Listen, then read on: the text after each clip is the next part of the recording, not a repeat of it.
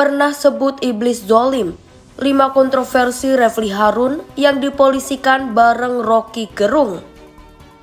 Ahli hukum tata negara Refly Harun turut dipolisikan oleh relawan Jokowi ke Polda Metro Jaya. Ia dilaporkan usai menyebar pernyataan Rocky Gerung yang menghina Presiden Jokowi melalui kanal YouTube-nya. Jadi ia dianggap ikut terlibat dalam kasus ini. Sebelum kasus penghinaan, Refly Harun juga kerap menuai kontroversi melalui kritikannya.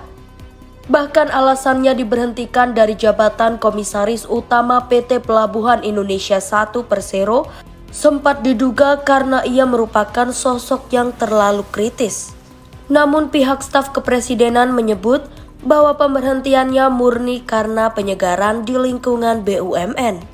Lantas kontroversi apa saja yang Refly Harun tuai sebelum kasus dugaan penghinaan terhadap Jokowi? Berikut informasi yang terangkum. Sebut menak Yakut kontroversial. Refly Harun pernah menilai bahwa Menteri Agama Yakut Khalil Qomas tidak dipandang mewakili sebagai kelompok Islam di Indonesia. Menurutnya, Presiden Jokowi memilih sosok menak yang memiliki nuansa politik lebih besar ketimbang agama. Presiden Jokowi mengambil Menteri Agama yang sebenarnya lebih besar muatan dan nuansa politiknya.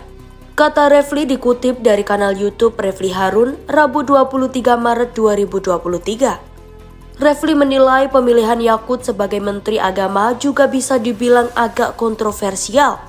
Oleh karenanya, setiap kebijakan dan pernyataan yang dikeluarkan tak sejalan dengan beberapa kelompok. Di antaranya FPI, PA212, dan GNPF Ulama.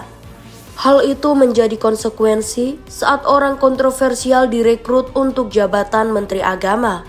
Beban pemerintahan Presiden Jokowi bisa jadi tak banyak, kecuali pemerintah memang berniat untuk terus menekan kelompok-kelompok Islam tertentu, ujar Refly. Kritik Luhut yang tanya Jokowi harus turun jabatan. Refly sempat mengkritik Menteri Koordinator Bidang Maritim dan Investasi Luhut Binsar Panjaitan yang mempertanyakan alasan Jokowi harus turun jabatan pada 2024. Ia pun mengaku heran dengan hal tersebut. Ia kemudian menjelaskan bahwa dalam agenda ketatanegaraan, Presiden pada sistem pemerintahan presidentil dijamin masa jabatannya. Jadwal pemilunya juga, kata Refly, pasti. Sehingga waktu pergantian posisi kepala negara tidak berubah. Juluki pembuat RUU Cipta Kerja iblis zolim. Refly sempat kecewa usai membaca poin-poin kontroversi yang diduga terdapat dalam Omnibus Law RUU Cipta Kerja. Ia menyayangkan aturan yang memeras hak buruh. Ia bahkan sempat menyebut pihak pembuat undang-undang tersebut iblis zolim. Hal itu disampaikannya dalam video berjudul Benar-benar UU Cilaka yang diunggah ke kanal YouTube-nya pada Selasa 6 Oktober 2020. Poin-poin yang dibaca Refly Harun berasal dari Konfederasi Serikat Pekerja Indonesia atau KSPI. Wah, ini zolim sekali. Saya kira, mohon maaf, kalau kita lihat poin-poin ini, hanya iblis saja yang membuat undang-undang seperti ini. Ini jelas sangat tidak memanusiakan pekerja. Bayangkan betapa lemahnya posisi pekerja, kata Refly. Dituduh bayar napi untuk keterangan palsu. Refly Harun juga sempat dituduh membayar Abi Rizal Afif sebesar 7 juta rupiah untuk menyampaikan keterangan palsu.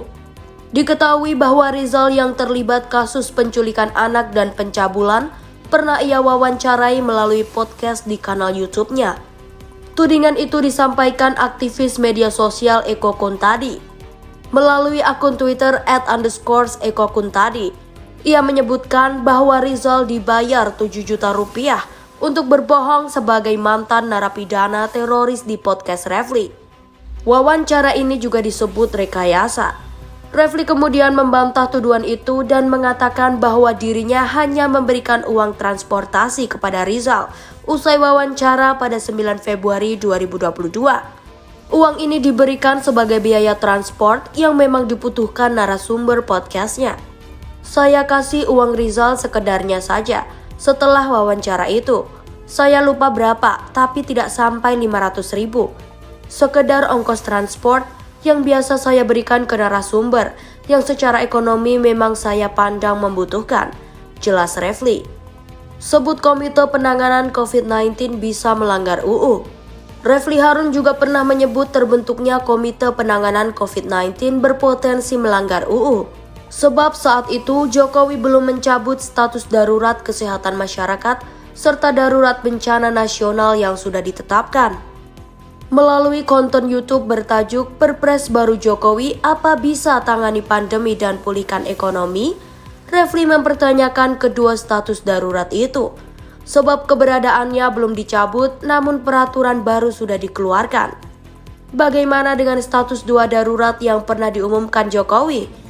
Ini Komite Penanganan COVID-19 berpotensi melanggar undang-undang, ujar Refly seperti dikutip suara.com Rabu 22 Juli 2020. Melalui 2 status darurat itu, pemerintah memberikan legitimasi kepada Kementerian Kesehatan dan Badan Nasional Penanggulangan Bencana atau BNPN sebagai pimpinan sektor. Mereka masih bisa turun tangan, meski keduanya menyatu dalam Komite Penanganan COVID-19.